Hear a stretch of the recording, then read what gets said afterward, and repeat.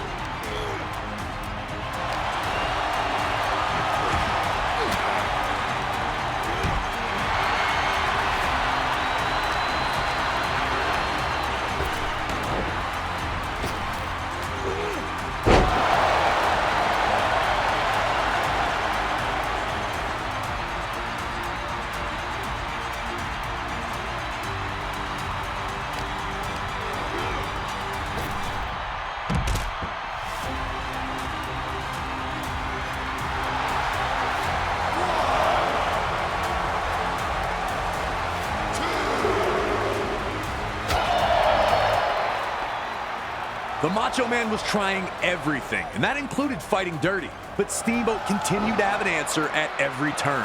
Steamboat's counter wrestling had smothered Savage's offense, and the building frustration was obvious on the face of the Macho Man. In a match this closely contested, one small mistake can be a game changer. And Savage's frustration led to him making a big one, charging at Steamboat only to be backdropped to the floor. Steamboat finally had a huge opportunity to pour on the pressure and put Savage away.